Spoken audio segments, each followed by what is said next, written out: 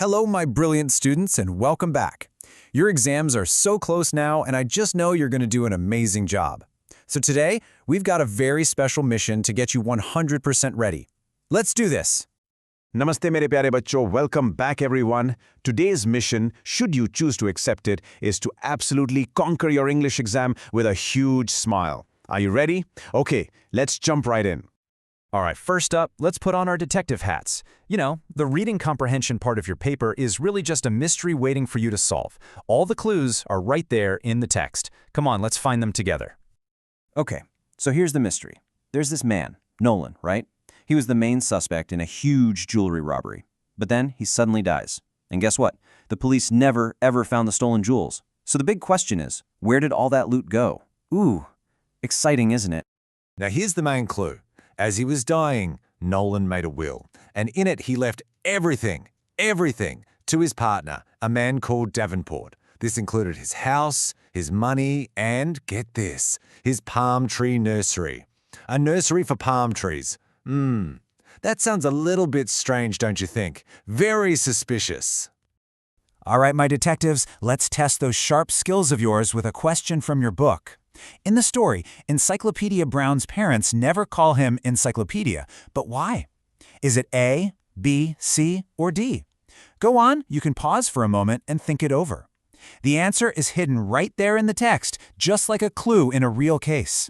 This is exactly how you need to think in your exam. And you know, this whole detective thing brings up a really important skill for your exam, telling the difference between a fact and an opinion. A fact is something you can prove is true, like his father was the chief of police. But an opinion is just what someone thinks or feels, like he is a very smart boy. If you can spot the difference, you're going to score some big marks.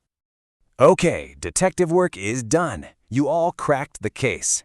Now it's time to level up and get some grammar power-ups. Think of these like special skills in a video game that will help you defeat any grammar question. Let's go. First power-up. Phrasal verbs. Now don't worry, the name sounds all complicated, but it's really not. Just think of them as secret code words. You take a normal verb, like figure, and you add a little word to it, like out, and poof, you get a whole new meaning. To figure out something means to understand it. See? Super simple. Let's do a quick matchup to lock these into our brands. Repeat after me, okay? Figure out means to understand. Got away with means escaped without getting punished. And put on means to wear something. There you go. Easy peasy. You've just unlocked 3 brand new power-ups.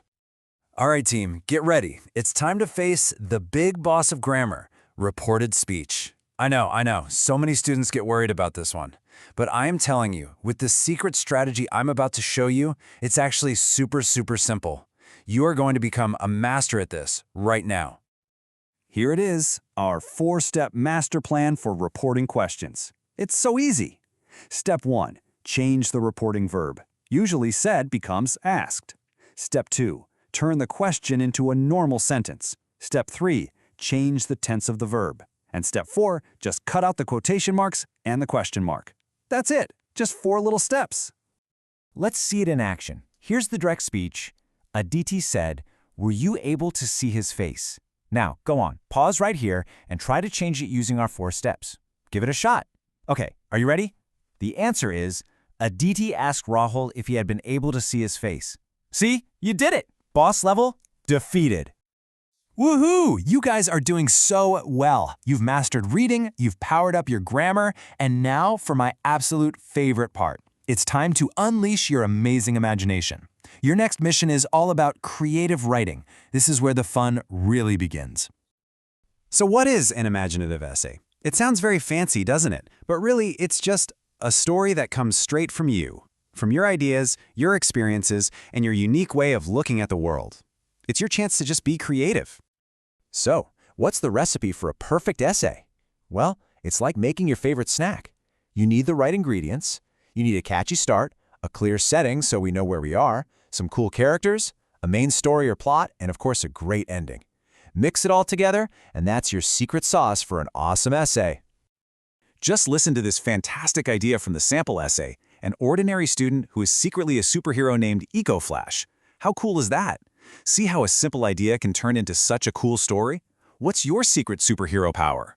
You all have these incredible ideas inside you. We are so close to the end of our mission, champions. It's time for one last, super quick revision, and then, as a treat, I've got some amazing fun facts to keep your brain buzzing with energy. Okay, first fun fact. Did you have any idea that right here in India, in Odisha, there's a magical beach? A beach where the sea literally disappears and plays hide and seek.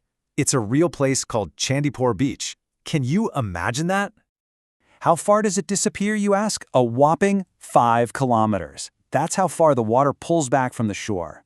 You can literally walk on the seabed for kilometers, and then a few hours later, whoosh, it all comes rushing back. It's just amazing. And for our next one, did you know we have our very own Indian Master of Magic? PC Sorcar Sr. was so famous for his amazing tricks that people all over the world called him one of the world's greatest magicians. You should definitely look up his videos on YouTube. So cool.